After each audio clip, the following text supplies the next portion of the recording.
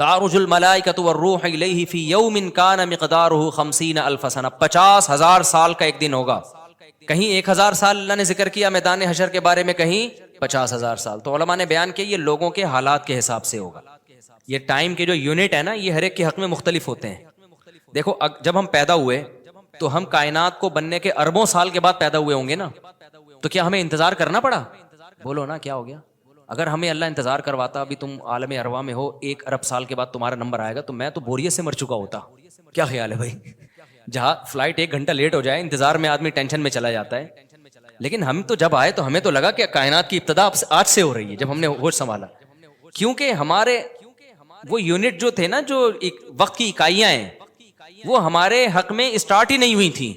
تو اسی طرح مرنے کے بعد جو مردے کے لیے جو ٹائم کے یونٹ ہے نا، وہ چینج ہوتے ہیں. ورنہ جو مردہ بیچارہ 20,000 سال پہلے دفن ہوا ہے، وہ تو قبر میں کوئی عذاب نہ بھی ہو رہا، وہ تو پڑے پڑے ہی بور ہو گیا ہوگا کہ اللہ قیامت لیا، میں تو ٹینشن میں آ گیا ہوں، 20,000 سال ہو گئے مجھے. تو اس کو تو ایسا نہیں لگے گا کہ 20,000 سال ہو گئے. وہ جب دوبارہ اس کو اللہ تعالیٰ اٹھائیں گے تو نیک لوگوں کو تو لگے گا ابھی ہم سوئے تھے اور ابھی ہمیں کسی نے آ کے اٹھا دیا. جیسے گہری نیند میں جب انسان سوتا ہے، کئی گھنٹے بعض دفعہ سوتا ہے، کوئی آ کے اٹھائے تو اس کو لگے گا یار ابھی تو میں سویا تھا، ابھی آپ نے اٹھا دیا ہمیں. تو سوتے ہوئے آدمی کے ٹائم کے یونٹ الگ ہوتے ہیں، مرنے کے بعد کے ٹائم کے یونٹ الگ ہوتے ہیں، عالم ارواح کے الگ تھے. اور بعض تو یہ بھی میں نے سنا ہے کہ دوسرے سیارے پہ آپ چلے جائیں نا زمین کے علاوہ، تو وہاں بھی ٹائم کے یونٹ چینج ہو جائیں گے. تو اسی طرح آخرت کے ٹائم کے یونٹ بالکل الگ ہے. ایک دن 50,000 سال کی، دنیا کا جو 50,000 سال ہے نا، وہ وہاں کا ایک دن ہوگا. کسی کے حق میں 1,000 سال، کسی کے حق میں 50,000 سال. یہ وہ ہے جب حساب و کتاب جس میں ہوگا. تو اللہ نافرمانوں کو عذاب سے پہلے نا حساب و کتاب کا عذاب دیں گے. اللہ ہم سب کو اس عذاب سے محفوظ رکھے، جس کو قرآن نے ایک جگہ بیان کیا، یجعل الولدان شیبا، وہ ایسا دن جو بچوں کو بوڑھا کر دے. ایسا دن یفر المرء من اخیہ، انسان اپنے بھائی سے دور بھاگے. اس لیے بڑے بڑے اللہ والے وہ جہنم سے زیادہ پناہ مانگا کرتے تھے میدان حشر کی سختیوں سے. جہنم تو اس سے زیادہ سخت ہے، لیکن میدان حشر کوئی کم چیز نہیں ہے، وہ کوئی کم عذاب نہیں ہے. تو اللہ فرماتے ہیں کہ 50,000 سال کے برابر ایک دن ہوگا. فاصبر صبرا جمیلا انہم یرونہ بعیدا. جب مشرک بار بار کہتے بھائی چھوڑو، ابھی لے آؤ نا، ابھی لے آؤ، تو نبی صلی اللہ علیہ وسلم کو پریشانی ہوتی کہ بھئی اللہ وقت بتاتا کیوں نہیں ہے، بتا دے تاکہ میری جان چھوڑیں یہ لوگ. تو اللہ نے پیغمبر صلی اللہ علیہ وسلم کو تسلی دی، فاصبر صبرا جمیلا، اے نبی آپ صبر جمیل کریں. صبر جمیل وہ صبر ہے جس میں ذرا بھی شکایت نہ ہو. انہم یرونہ بعیدا، اے نبی یہ لوگ سمجھتے ہیں اس کے آنے میں بہت ٹائم ہے، لاکھوں کروڑوں سال ہیں. ونراہ قریبا، جبکہ ہم دیکھ رہے ہیں بس آنے والی ہے. کیوں؟ جب آپ مر گئے نا، ابھی دیکھو ہو سکتا ہے 1,000 سال باقی ہوں قیامت آنے میں، ہو سکتا ہے 20,000 سال باقی ہوں، لیکن ہمارے مرنے کے بعد ہمیں نہیں لگے گا 20,000 سال. ہمیں تو ایسا لگے گا ابھی ہم مرے تھے اور اتنی جلدی اللہ نے قیامت قائم کر لی. تو ہمیں تو اپنی موت کے حساب سے چلنا ہے بھائی. ہمیں کیا پتا کہ ہمیں کیا کرنا ہے اس سے کہ 50,000 سال بعد قیامت آئے یا 1 کروڑ سال بعد آئے. جب ہم مر گئے تو ہماری قیامت واقع ہو گئی ہے، ٹائم کے یونٹ ہمارے حق میں چینج ہو جائیں گے. تو اس لیے اللہ کہتے ہیں انہم یرونہ بعیدا، اے نبی یہ سمجھتے ہیں بہت بعد میں آئے گی قیامت. ونراہ قریبا، ہم تو دیکھ رہے ہیں کب ہے، تو بالکل قریب ہے، کوئی زیادہ ٹائم نہیں ہے. یوم تکون السماء کالمہل، اللہ فرماتے ہیں جس دن آسمان تیل کی تلچھٹ کی طرح ہو جائے گا، ایسے پگھل جائے گا آسمان. اتنی بڑی تباہی آنے والی ہے اس کائنات پہ جس پہ ہم فخر کر رہے ہیں، اس یہاں کے شاپنگ سینٹروں پہ فخر کر رہے ہیں. میں بھی ایک پروگرام میں گیا نا اسلام آباد میں، بڑا زبردست پروگرام تھا، بڑے بڑے تاجر آئے ہوئے تھے، تھوڑا سا موٹیویٹ کرنا تھا لوگوں کو تاکہ پیسہ کمائیں. تو یہ تو اچھی بات ہے، اسلام تو آپ کو بزنس کا پیسہ کمانے کا حکم دیتا ہے تاکہ ہم بھکاری پن سے نکلیں. بھکاری پن کو تو پسند نہیں کیا گیا نا، ایک شخص بھیک مانگتا ہے نبی نے اس کو پسند نہیں کیا، تو پوری قوم پورا کنٹری بھکاری بن کے IMF کے سامنے کشکول لے کے کھڑا ہوا ہو تو ہمارے نبی اس کو پسند کریں گے کہ کوئی مسلمان قوم ہو اور قومی سطح پہ بھکاری بن چکی ہو. تو یہ علماء کی ذمہ داری ہے لوگوں کو پیسہ کمانے کی ترغیب دیں، بزنس کی طرف لے کر آئیں، یہ مذہبی ذمہ داری ہے. تو میرا اس میں کوئی کمیشن نہیں تھا، میں گیا، میں نے تقریر کی، لیکن ایک چیز کا مجھے اندازہ ہوا کہ یار ایک چیز یہاں پیدا ہو رہی ہے، پیسہ کمانے کے ساتھ پیسے کی محبت بھی آ رہی ہے.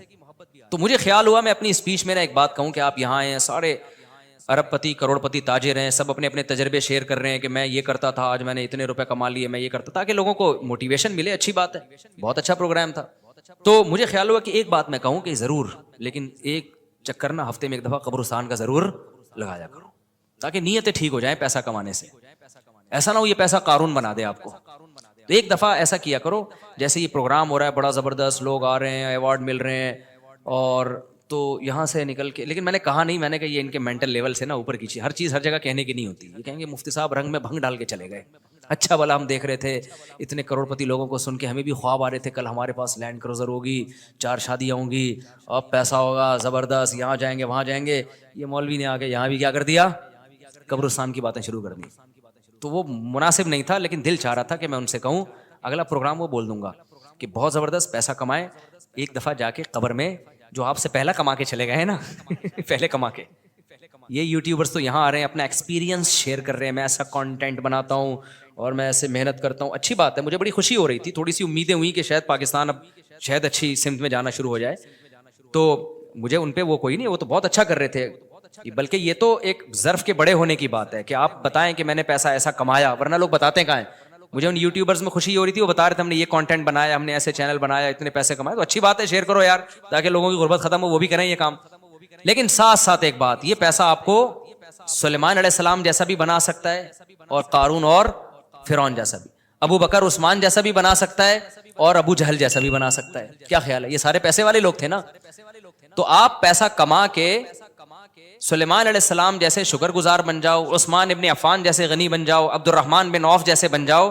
اس کے لیے ضروری ہے کہ ہفتے میں ایک دفعہ قبرستان کا وزٹ اپنے خرچے پہ کر لیا کریں، اور ایسے ہی نہیں گزرتے ہوئے، وہاں جا کے کھڑے ہو کے قبروں پہ دیکھا کریں کہ میں جتنا بھی بڑا بن جاؤں، میرے یوٹیوب پہ چینل پہ 10 ملین بھی سبسکرائبر آ جائیں، لیٹنا میں نے کہا ہے تھوڑے دنوں میں جا کے بھائی اس قبر کے اندر. لہذا اس پیسے سے میں اس قبر کی تیاری کر لوں تو فائدہ ہے. اور اگر یہ لینڈ کروزر ہی میرا مقصد ہے اور میرا مقصد عیاشی ہی ہے اور شو مارنا ہی ہے، بھائی پھر یہ تو قارون نے آپ سے زیادہ کما لیا. ان خزانوں کے ساتھ ہی زمین میں دھسا ہے وہ. سمجھتے ہو کہ نہیں سمجھتے ہو؟ تو تھوڑا سا کبھی کبھار جب بڑے بڑے پروگراموں میں جایا کرو تو تھوڑا سا قبرستان میں، ہمیں تو اللہ نے سہولت دی ہے، بہت خطرناک قبرستان ہے یہ جو ہے نا، کیونکہ گورنمنٹ نے لائٹیں کہیں بھی نہیں لگائیں، تو یہاں تو 2-4 لائٹیں تھیں، چرسیوں نے چوری کر لی. اب اندھیرا ہوتا ہے اس میں، اس سے بڑا فائدہ ہوتا ہے. اور جن بھوت بھی لوگوں کو نظر ہوتے نہیں ہیں جن یہاں پر، لیکن لوگوں کو نظر آ رہے ہوتے ہیں، ڈرے ہوئے جا رہے ہوتے ہیں نا. سرکٹا ایک دن نظر آیا کسی کو، بعد میں پتا چلا وہ کمبخت، وہ نہیں سویٹر نا یہاں تک اس نے کیا ہوا تھا، سر ہی نہیں تھا اس کا، سویٹر یوں کر کے نا قبرستان پہ بیٹھا رہتا تھا، لوگ بھاگ جاتے تھے، بس سرکٹا آیا ہوا یہاں پہ، ٹھیک ہے نا. تو آپ یہ جو ہمیں اللہ نے بڑی سہولت دی ہے، کبھی کبھار ایسا کیا کرو، یہاں چلے جاؤ. رات کے وقت جاؤ گے تو جیسے آپ نے انرجی اپنی خرچ کرنی ہے نا، تو کہتے ہیں ڈاکٹر 1 گھنٹے کی واکنگ سے 15 منٹ کی جاگنگ بہتر ہے. 15 منٹ کی جاگنگ میں اتنی انرجی لگ جائے گی جو 1 گھنٹے کی واکنگ میں نہیں ہوگی. تو دن میں قبرستان 100 دفعہ جانے سے بہتر ہے رات میں 2:30 بجے 1 دفعہ چلے جاؤ. بس رات میں 2:30 بجے 1 دفعہ چلے جاؤ، اور وہاں جا کے بیٹھو. بیٹا آنا کہاں ہے؟ یہی آنا ہے. اور یہ جو لیٹے ہوئے ہیں نا، یہ سارے غریب نہیں تھے، ٹھیک ہے نا. ان میں بہت سارے کروڑ پتی تھے، ارب پتی تھے، 4 شادیوں والے بھی تھے، 1 والی بھی تھے، اور بچوں والے بھی تھے، بغیر بچوں والے بھی تھے، جوان بھی تھے، بڈھے بھی تھے، 30 سال کے بھی تھے، 15 سال کے بھی تھے، 6 مہینے کے بچے بھی تھے. کیا نظر آ رہے ہوں گے؟ قبریں جا کے دیکھو. کل ہوس اس طرح سے ترغیب دیتی تھی مجھے، وہ ایک شاعر نے بڑا شعر کہا ہے کہ مجھے ہوس جو ہے نا وہ ترغیب دیتی تھی. ہوس نہیں ہوتی پیسوں کی دولت کی کہ یہ سکندر ہے، ہاں وہ کہ جو ہے نا، مجھے پورا شعر یاد نہیں، 20 سال ہو گئے سنے ہوئے اس کو. اس کا خلاصہ بتا رہا ہوں کہ ہوس مجھے ترغیب دیتی تھی کہ بھائی پیسہ کماؤ، پھر یہ عیاشی اور اتنی عزت اور ایسا کچھ ہوگا اور بڑے مزے ہوں گے نا، اور نائٹ کلب جائیں گے، شرابیں پیئیں گے اور یہ کچھ کریں گے. کہہ رہے ہیں ایک دن کیا ہوا، مجھے جو ہے قبرستان سے میرا گزرنا ہوا، تو مجھے جو ہے نا میری ہوس نے جو ہے نا مجھے 2-4 قبریں دکھائیں اور کہا یہ سکندر ہے، یہ دارا ہے، یہ کیکاؤس ہے. یہ سکندر اعظم کی قبر ہے، لاکھوں باندیاں تھیں اس کے پاس. آپ تو 2-4 گرل فرینڈ پہ فخر کر رہے ہو، گرل فرینڈ نہیں، لاکھوں باندیاں. گرل فرینڈ آپ کے تابع نہیں ہوتی، باندی تو جیسے آپ بولو گے بھائی جو کام آپ اس کے ذمہ لگاؤ گے وہ بھاگ نہیں سکتی، نوکر ہے آپ کی. تو اتنی بڑی بڑی دنیا انہوں نے روئے زمین پہ حکومتیں کی ہیں. آج قبروں کے اندر یہ دارا ہے، یہ کیکاؤس ہے، یہ سکندر اعظم ہے. بڑے بڑے بادشاہوں کی قبریں آپ کو نظر آئیں گی پڑے ہوئے اندر. اب نئے زمانے میں شعر کو ہم یوں چینج کر دیں گے، یہ 10 ملین والا ہے سبسکرائبر تھے، یہ 20 ملین والا، یہ 50 ملین والا. ایک ایک کلپ بعض ایسے مشہور ہو جاتے ہیں، کھجا بھی رہے ہوں گے نا، بس یہ اپنی کھجانے کی ویڈیو ڈال دیں یوٹیوب پہ، لاکھوں روپے کما لیتے ہیں بیٹھے بیٹھے. وہ بعض ایسے مشہور ہو گئے. کچھ بھی نہیں کرے نا, بس وہ کہے کہ ناڑا باندھتے ہوئے دکھا دیں, میں ناڑا باندھ رہا ہوں, میں ناڑا ایسے ٹائٹ کرتا ہوں, زار بند ایسے ٹائٹ کرتا ہوں. اتنے مشہور ہو گئے ہیں وہ, بس لوگ دیکھنا چاہتے ہیں, لوگ پتہ نہیں کیا ہو گیا ابھی. اللہ جانے. وقار زکا نے کل ایک بڑی اچھی ویڈیو وائرل کی ہے یوٹیوبرز کے بارے میں, کہ اب میں وہ یوٹیوبرز کی وہ ویڈیو پہ جو اس نے کمنٹس کیا وہ تو نہیں بتاؤں گا, کیونکہ اس پھر وہ اس کا نام لینا کسی کا ٹھیک نہیں ہے. اس نے کہا یار یہ عجیب ولاگر عجیب ٹائپ کے آ رہے ہیں, کچھ بھی کر لو, کچھ بھی کر لو, ملینز ایک ایک دن میں ایک ایک ملین ان کے ویوز ہو جاتے ہیں. تو انہوں نے کہا یہ ان ولاگرز کا قصور نہیں, یہ قوم کا قصور ہے. اس نے بڑی اچھی بات کی, اس نے کہا یہ قوم کدھر کو جا رہی ہے بھائی, واش روم میں بیٹھا ہوا بندہ دکھا رہا ہے, دیکھیں آدھا اوپر والا دکھا رہا ہے. میں کہتا ہوں اگر وہ نیچے والا پورشن دکھا دے نا, یوٹیوب چینل بند کر دے گا, بولے گا بھائی اتنے سبسکرائبر اتنا کراؤڈ ہم برداشت نہیں کر سکتے, ڈی مانیٹائز کر دے گا یار. کہے گا بھائی یہ ہمارے بس میں اب. تو لوگوں کی نیچر دیکھو یار, کچھ بھی جو مشہور ہو جاتے ہیں ایک دفعہ مشہور ہو گئے نا, بس اب کچھ بھی کریں گے.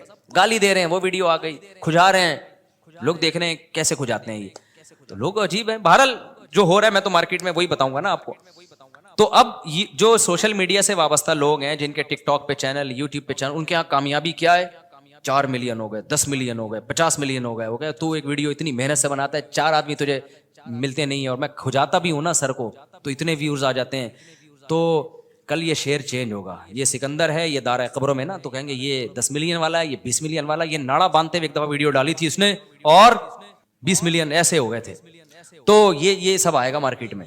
تو اس لیے میرا دل چاہتا ہے کہ میں ان لوگوں سے, میرا اس پروگرام میں دل چاہ رہا تھا ایک دفعہ بولوں کہ آپ تمام حضرات سے گزارش ہے, بہت اچھا پروگرام ہے, اور اللہ کرے اور پیسہ آئے اور یہ لوگ اپنے تجربوں کو شیئر کریں, لیکن کائنڈلی تھوڑا سا قبرستان بھی, ہمارے نبی نے پیسہ کمانے کی ترغیب دی ہے, ساتھ ساتھ قبرستان جانے کی بھی ترغیب دی ہے. صحیح بخاری کی حدیث ہے, کنت نہیتکم عن زیارت القبور فزوروها فانها تذکر الاخرہ. نبی نے فرمایا میں نے تمہیں قبرستان جانے سے منع کیا تھا کیونکہ بدعتیں ہو رہی تھیں, شرک پھیل رہا تھا, لیکن اب توحید قائم ہو گئی ہے, شرک کا خطرہ ختم ہو گیا. فرمایا فزوروها, قبرستان جایا کرو, کیونکہ اس سے آخرت یاد رہتی ہے. انسان کو اپنی اوقات میں رہتا ہے, اپنی اوقات سے باہر نکلنے کی کوشش نہیں کرتا. تو اللہ میاں بھی فرما رہے ہیں تم اس کو بہت دور سمجھ رہے ہو, ہم سمجھ رہے ہیں بہت قریب ہے. اور یہ جتنی رنگینیاں اس کائنات کی نظر آ رہی ہیں نا, یہ سب ٹوٹ پھوٹ کے مٹی ہونے والی ہیں, برابر ہونے والی ہیں. تو یوم تکون السماء کالمہل وتکون الجبال کالعہن. اتنے بڑے بڑے پہاڑ اللہ کہتے ہیں روئی کی گالوں کی طرح اڑیں گے. آپ سبسکرائبر کو لے کے بیٹھے ہوئے ہو, یہ بڑے بڑے پہاڑ جو ہل نہیں سکتے نا, یہ روئی کی گالوں کی طرح اڑ رہے ہوں. وتکون الجبال کالعہن ولا يسأل حمیم حمیما. جگری دوست بھی کسی دوست کو نہیں پوچھے گا. تو اگلے ہفتے انشاءاللہ یہاں سے میں آگے سے شروع کروں گا تاکہ یہ صورت ہماری ختم بھی ہو. اللہ تعالی ہمیں موت سے پہلے نا تیاری کی توفیق عطا فرما دے. دنیا کماؤ ضرور بھائی, اتنا فری نہ کراؤ جتنا ہم دنیا کو فری کرا رہے ہیں, اتنا کراؤ جتنا یہاں پر رہنا ہے. اللہ تعالیٰ سمجھنے کی عمل کی توفیق عطا فرمائے. سنتوں کے بعد انشاءاللہ نماز کے بعد نا تھوڑی دیر سوال جواب کا سلسلہ ہوگا, جو بیٹھنا چاہیں بیٹھ سکتے ہیں. میری عمر 30 سال ہے, 1 سال پہلے میں نے عمرہ بھی کیا. میں اپنی پوری زندگی میں نماز قرآن کے قریب نہیں ہوا, لیکن گزشتہ 5 ماہ سے میں نے کوئی نماز نہیں چھوڑی. ماشاءاللہ ماشاءاللہ. کیا مجھے لازمی اپنی پچھلی فرض نمازیں ادا کرنی ہوں گی؟ ارسلان صاحب جی ادا کرنی ہوں گی, لیکن ایسا نہ ہو کہ پچھلی کے چکر میں اب اگلی بھی چھوڑنا شروع کر دیں, زیادہ ٹینشن لے لیں. فی الحال آپ اپنے آپ کو اس کا عادی بنا دیں, لیکن 6 مہینے سے تو عادت پڑ گئی ہے آپ کی, 5 ماہ سے ماشاءاللہ نماز نہیں چھوٹی, تو زیادہ ٹینشن نہ لیں اس کی. لیکن یہ کہ شرعی مسئلہ تو چینج نہیں ہو سکتا, تو اس میں فجر کے ساتھ 2 رکعت فرض فجر کے پڑھ لیے, ظہر کے ساتھ 4 پڑھ لیے, عصر کے ساتھ 4 اور پڑھ لیے, مغرب کے ساتھ پچھلی مغرب کے, عشاء کے ساتھ. اور ہمارے نزدیک وطر بھی چونکہ واجب ہیں, نبی صلی اللہ علیہ وسلم کی اس بارے میں صحیح حدیث موجود ہیں, تو وطر کی بھی قضا کرنی چاہیے. تو ایک دن میں کم سے کم 1 دن کی نمازیں پڑھ لیں آپ, اللہ نے چاہا تو انشاءاللہ یہ پوری ہو جائیں گی. مفتی صاحب کراچی کا اجتماع 25 جنوری کو ہے, اور یہ بات پکی ہے, جمعرات مدنی مسجد میں بھی اعلان ہو چکا ہے. آپ اجتماع میں ضرور آئیں انشاءاللہ. صلو علی الحبیب. میرے بھائی چپل مدرسے میں 3 مہینے, کیا لکھا ہے یار, جیل مدرسہ میں, یہ کدھر ہے جیل مدرسہ؟ جیل مدرسہ میں 3 مہینے, جیل کو چپل لکھا ہوا ہے. تو اللہ نے فرمایا کہ تمہیں تاریخ سے کیا لینا دینا ہے, ہم کیوں بتائیں. کسی چیز کی تاریخ اگر کسی کو معلوم نہ ہو تو اس سے یہ لازم نہیں آتا کہ ایسا دن واقع ہوگا ہی نہیں. مصلحت ہے, جیسے موسیٰ علیہ السلام کو اللہ نے کوہ طور پہ بلایا تو حضرت موسیٰ سے اللہ نے فرمایا اکاد اخفیہا، اے موسیٰ قیامت آئے گی لیکن اس کا ٹائم اور وقت کسی کو نہیں بتاؤں گا میں. اسی اللہ کی مرضی ہے، نہیں بتایا اللہ نے. تو اللہ نے فرمایا کہ وَيَقُولُونَ مَتَىٰ هَٰذَا الْوَعْدُ إِن كُنتُمْ صَادِقِينَ، اے نبی آپ سے کہتے ہیں اگر سچے ہو تو ٹائم بتاؤ کب آئے گی. وَيَقُولُونَ مَتَىٰ هَٰذَا الْوَعْدُ إِن كُنتُمْ صَادِقِينَ قُلْ إِنَّمَا الْعِلْمُ عِندَ اللَّهِ، کہہ دیجئے اس کا علم صرف کس کے پاس ہے؟ اللہ کے پاس ہے. وَإِنَّمَا أَنَا نَذِيرٌ مُّبِينٌ، اگر میں نے قیامت لانی ہوتی تو میں بتاتا، لانے والا اللہ ہے، وہ نہیں بتا رہا تو میں کہاں سے بتاؤں تمہیں بھائی؟ کیسی صاف باتیں ہیں نا. اللہ نہ کرے محمد صلی اللہ علیہ وسلم جھوٹے نبی ہوتے، معاذ اللہ، تو بتا دیتے فلاں تاریخ کو آئے گی، 100 سال کے بعد آئے گی. آپ کہتے ہیں یہ جتنے لوگ ہیں 100 سال کے اندر تو میں بھی چلا جاؤں، وہ بھی چلیں گے، تو بھائی جو جھوٹا نبی ہوتا کہہ رہے میری دکانداری تو چلی جائے گی نا، باقی لوگ بھاڑ میں جو مرضی کریں، بھاڑ میں جائیں، مجھے اس سے کیا ہے؟ کیا خیال ہے بھائی؟ وہ کچھ بھی کہہ دیتے، کہتے چلو میں 100 سال کے بعد کا ٹائم بتا دیتا ہوں، اور 100 سال سے پہلے تو ہم بھی چلے جائیں گے، یہ سارے دنیا سے چلے جائیں گے. بعد والے اگر مجھے جھوٹا سمجھتے بھی ہیں تو جب دنیا سے میں چلا ہی گیا تو میں نے جو مالی جو مفاد حاصل کرنے تھے، عزت حاصل کرنی تھی، پیسہ حاصل کرنا تھا، خواہشات پوری کرنی تھی، میرے تو مزے ہو ہی جائیں گے نا. صاف پتہ چلتا ہے کہ آپ صلی اللہ علیہ وسلم یہ دنیا کے لیے نہیں کر رہے تھے. کیونکہ جو شخص اللہ پر جھوٹ باندھ سکتا ہے کہ میں اللہ کا نبی ہوں، اتنا بڑا جھوٹ، وہ جھوٹی تاریخ گھڑ کے کیوں نہیں بیان کر سکتا بھائی؟ کیا ہو گیا بھائی جان؟ وہ جھوٹی تاریخ بیان کرنے میں اس کو کتنا ٹائم لگے گا؟ لیکن نہ، جب سورج گرہن ہوا نا نبی کے دور میں، تو عرب میں یہ مشہور تھا کہ جب کسی بڑی شخصیت کا انتقال ہوتا ہے یا کوئی بڑی شخصیت پیدا ہوتی ہے تو چاند اور سورج اس وقت گرہن ہوتے ہیں. اللہ کی قدرت، اسی دن نبی کے بیٹے کا انتقال ہوا اور چاند یا سورج گرہن ہو گیا. تو صحابہ نے پوچھا یا رسول اللہ آپ کے بیٹے کا انتقال ہوا اس لیے چاند گرہن ہوا؟ آپ نے فرمایا نہ، سورج اور چاند اللہ کی آیتوں میں سے آیات، یہ کسی کے جینے اور مرنے سے اس کا تعلق نہیں. کوئی جھوٹا نبی ہوتا تو فوراً کیا کہتا؟ ہاں دیکھو میں بڑا آدمی ہوں اور بڑی شخصیت کے بیٹے کا انتقال ہوا ہے، یہ سورج گرہن اسی کی علامت ہے. آدھے عرب اور مسلمان ہو جاتے ہیں. جھوٹا نبی ہونا کہ فوراً ان چیزوں کو کیش کرائے گا. ہمارے نبی صلی اللہ علیہ وسلم نے کہہ دیا کہ سورج اور چاند کے گرہن ہونے کا کسی کی زندگی اور موت سے تعلق نہیں، اللہ کی نشانی ہے. تو میرے بھائی اسی طرح ہمارے نبی نے کہہ دیا مجھے قیامت کی تاریخ معلوم نہیں، مجھے نہیں پتا. انما العلم عند اللہ، کہہ دیجئے علم صرف اللہ کے پاس ہے. وانما انا نذیر مبین، میری حیثیت کیا ہے؟ میں تو صرف ڈرانے کے لیے آیا ہوں. میں بتا رہا ہوں کہ اللہ نے تمہیں یہ جو نعمتیں دی ہیں ان کے بارے میں اللہ تم سے سوال پوچھے گا، مر کے مٹی ہو کے ختم نہیں ہوگے. آج ختم کر دیتے ہیں سورہ ملک کو. وانما انا نذیر مبین فلما رأوه زلفة سیئت وجوہ الذین کفروا وقیل ھذا الذی کنتم بہ تدعون. اللہ نے اپنے نبی کو تسلی دی، فرمایا جب یہ اس جہنم کو اپنی آنکھوں سے دیکھیں گے نا جو نافرمانوں کے لیے تیار کر کے رکھی ہے، تو ابھی تو کہہ رہے ہیں اس جہنم میں جانے کا ٹائم بتائیں، لیکن جب دیکھیں گے تو ان کے چہرے بگڑ جائیں گے. جیسے کسی چیز سے نفرت ہوتی ہے انسان کو اور اسے دیکھ کے چہرہ بگڑ جاتا ہے. وقیل ھذا الذی، اور کہا جائے گا یہ ہے وہ آگ جس کا تم دعویٰ کیا کرتے تھے، مانگا کرتے تھے کہ کب آئے گی. تم کہتے تھے ہمارے سامنے یہ آگ لے کر آؤ ہم دیکھیں، تو یہ ہے جس کو تم مانگا کرتے تھے. آج تمہارے مانگنے پر اللہ نے یہ تمہارے سامنے رکھ دی ہے. پھر اللہ نے اپنے نبی سے کہا کہ آپ ان کو آخری اعلان سنا دیں. قل ارأیتم ان اہلکنی اللہ ومن معی او رحمنا فمن یجیر الکافرین من عذاب علیم. بتاؤ جہنم کب آئے گی، یہ تاریخوں میں پڑھنا، یا جہنم کب آئے گی، جنت کب آئے گی، قیامت کب آئے گی، اس کی تاریخیں تو مجھے معلوم نہیں ہے. لیکن ایک سوال میں تم سے پوچھتا ہوں کہ بالفرض اگر میں غلط ہوں، اگر میں دعوت میں غلط ہوں، اور جو اس کائنات کو پیدا کرنے والا ہے وہ مجھے بھی ہلاک کر دے اور میرے ساتھ جو ایمان والے لائے ہیں ان کو بھی ہلاک کر دے، تو کیا وہ تم کو چھوڑ دے گا؟ تم تو صاف انکار کر رہے ہو اس کا، تمہیں کیسے چھوڑ دے گا وہ؟ اگر میں دنیا میں ہلاک ہو بھی گیا، تمہارے قتل کرنے سے ہلاک ہو گیا، تمہارے نقصان پہنچانے سے چلا گیا، اپنی مشن میں بالفرض ناکام ہو گیا، تو تم مجھے یہ بتاؤ کہ جو رب مجھے ہلاک کر سکتا ہے وہ اپنے انکار کرنے والوں کو جو سرے سے اس کو مانتے ہی نہیں ہیں، نہ اس کے قانون کو فالو کرتے ہیں، ان کو اس اللہ کے عذاب سے کون بچائے گا؟ یہ بھی ایک سمجھانے کا انداز ہوتا ہے. اور پھر اللہ نے ایک دلیل قل هو الرحمن آمنا به وعلیہ توکلنا، اور اے نبی ان سے کہہ دیجئے وہ اللہ صرف اللہ نہیں ہے، اس کی صفت ہے رحمت کرنے والا. تو جب وہ بغیر مستحق ہونے کے اتنی رحمت کرتا ہے، ہم اگر ان حالات میں اس کے دین پر قائم رہیں گے اور اس کے دین کی تبلیغ کرتے رہیں گے اور تمہاری ان بیہودہ سوالات کی پرواہ نہیں کریں گے تو، اور اس پر ہم ایمان بھی لائے ہیں، تو ہمیں اس رب سے بڑی امیدیں ہیں. قل هو الرحمن آمنا به وعلیہ توکلنا، اور اسی پر اعتماد کر کے ہم اسلام کو فالو کر رہے ہیں. تو ہمیں تو اپنے مشن کے صحیح ہونے پر اطمینان بھی ہے، اور جیسے بھی حالات ہمارے سامنے آ جائیں ہمیں اس پر بھی اطمینان ہے کہ وہ ہمارے حق میں بہتر ہی ہوں گے، چاہے وہ ظاہری لحاظ سے نقصان دہ کیوں نہ ہو. قل هو الرحمن آمنا به وعلیہ توکلنا فستعلمون من هو فی ضلال مبین. تمہیں عنقریب پتہ چل جائے گا کھلی ہوئی گمراہی میں کون پڑا ہوا تھا. اور پھر اللہ نے آخری آیت جو سورہ ملک کی نازل کی، اس میں اللہ نے اپنی ایک اور قدرت کو بیان کیا کہ سورت کو ختم ہوتے ہوتے ایک اور میں اپنی نشانی بیان کر دوں ان لوگوں کے لیے جو اللہ کو نہیں مانتے، یا اللہ کو مانتے ہیں مگر اس کی نہیں مانتے، یا اللہ کے ساتھ شریک کرتے ہیں. سورہ ملک میں بڑی نشانیاں بیان کی نا، آسمان کے ستاروں کا بھی تذکرہ کیا، ہواؤں میں اڑتے ہوئے پرندوں کا بھی تذکرہ کیا، زمین کے مسخر ہونے کا بھی تذکرہ کیا، بہت ساری نشانیاں بیان کی. سورت کا جو اختتام ہے ایک نشانی پر، قل ارأیتم ان اصبح ماؤکم غورا. مجھ پر لوگ اکثر یہ اعتراض کرتے ہیں عقلی باتیں بہت کرتے ہیں، عقلی باتیں. تو بھائی اسلام تو نام ہی عقل کا ہے، قرآن بار بار عقل استعمال کرنے کا حکم دے رہا ہے نا، قرآن میں عقلی دلیلیں زیادہ ہیں. غیر مسلموں کو ہر چیز میں ان کا حوالہ دیں گے.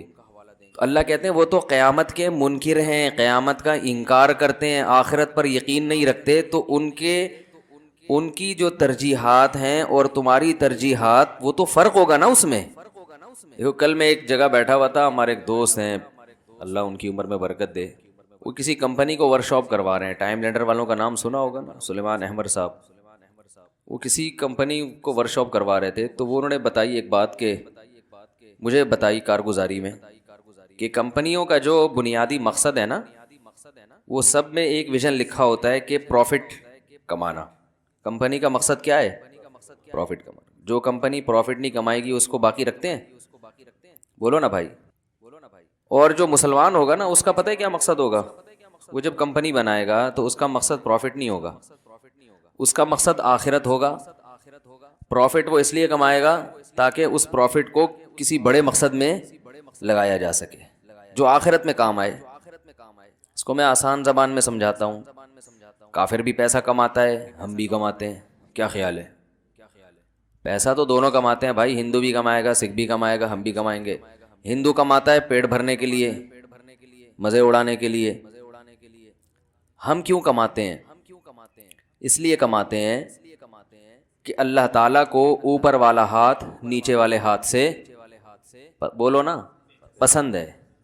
مانگنے والا اللہ کو پسند نہیں ہے، خرچ کرنے والا پسند ہے. کیوں پسند ہے؟ اس لیے کہ خرچ کرنے والا اللہ کی مخلوق پہ بوجھ نہیں بنتا بلکہ اللہ کی مخلوق کو فائدہ پہنچاتا ہے. سر اٹھا کے جیتا ہے، اس کا سر جھکتا ہے تو کس کے سامنے؟ اللہ کے. اللہ چاہتے ہیں میرے غلام بنو. تبھی تو حدیث میں فرمایا جو ایمانداری سے تجارت کرے گا قیامت میں پیغمبروں اور صدیقین کے ساتھ ہوگا. کتنا بڑا مقام. اس کی کوئی فضیلت نہیں ہے جو کاروبار چھوڑ کے بیٹھا ہو، اس کی اسلام میں کوئی فضیلت نہیں ہے. اس کو رہبانیت کہا گیا ہے. رہبانیت جو عیسائیوں میں ہوتا تھا نا، پادری پن، رہبانیت پتہ ہے کسے کہتے ہیں؟ رہبانیت کو برا سمجھا گیا ہے اسلام میں. دنیا چھوڑنی تھوڑی ہے، یہ دنیا تو اللہ نے پیدا انسانوں کے لیے کی ہے. چھوڑ کے جنگل میں نکل گئے تو جنگل میں تو جانوروں کے لیے ہیں، وہ انسانوں کے لیے تھوڑی ہیں. لیکن مسلمان کے سامنے ایک ہدف ہوتا ہے. اور آسان مثال دوں، پیچیدگی میں جا رہے ہیں آپ لوگ، اور آسان مثال دیتا ہوں. یہ تو کئی دفعہ بیانات میں دے چکا ہوں لیکن دوبارہ آ جائے گی تو اچھا ہے. ایک حدیث میں آتا ہے ایک صحابی درخت لگا رہے ہیں. کیا لگا رہے ہیں؟ آپ صلی اللہ علیہ وسلم نے انہیں فرمایا کہ تم جو درخت لگا رہے ہو تو تمہیں کیا معلوم کہ یہ درختوں کی زندگی، یہ درخت، حدیث کا مفہوم ہے کہ یہ پھل جب دے گا تو تمہاری زندگی وفا کرے گی کہ بھی نہیں کرے گی. اتنی پھل کی خبر نہیں ہے.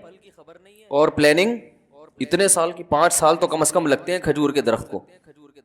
پتہ کل کا نہیں ہے اور پلاننگ ہو رہی ہے 5 سال بعد. کتنے سال کی؟ 5 سال بعد کی پلاننگ. او بھائی یہ تو بڑا مشکل، یعنی یہ تو آپ صلی اللہ علیہ وسلم نے اس کو پسند نہیں کیا. 2 منٹ لگتے ہیں انسان کو مرنے میں. جو جتنے لوگ مر چکے ہیں نا, ان میں سے کسی کا بھی پہلے سے مرنے کا پروگرام نہیں تھا. ہم سمجھتے ہیں یہ تو مر گئے تو ان کا تو پروگرام تھا جانے کا, ہمارا چونکہ ہے نہیں تو ابھی ہم تھوڑا زندہ رہیں گے. یہ تو مرنے کے بعد آدمی کہتا ہے یار میرا تو اس طرح کا کوئی پروگرام نہیں تھا, یہ ہوا کیا ہے میرے ساتھ. حقیقت بتا رہا ہوں. میرے پاس تو ڈاکٹر آتے ہیں نا بڑے بڑے فیلڈ کے, بھائی موضوع چینج نہ ہو جائے ذرا گچی سے پکڑ کے رکھنا.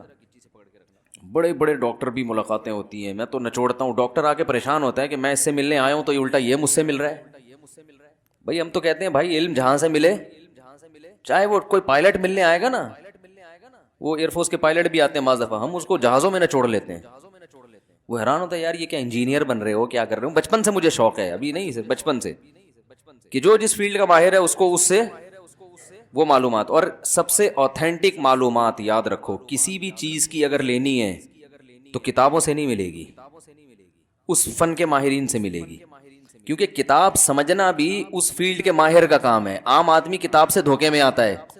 اب آپ میڈیکل سائنس کی کتابیں پڑھ کے علاج کرو نا تو قبرستان بھرنے کے علاوہ کچھ بھی نہیں حاصل ہوگا. آپ نے کہا کہ میں ڈاکٹر کے پاس کیوں جاؤں, میڈیکل سائنس کی کتابیں پڑھتا ہوں میں, پیناڈول کا یہ فارمولا ہے, اس میں یہ کیمیکل استعمال ہوا ہے, یہ درد, تو چلو ہم بھی وہ کیمیکل خرید کے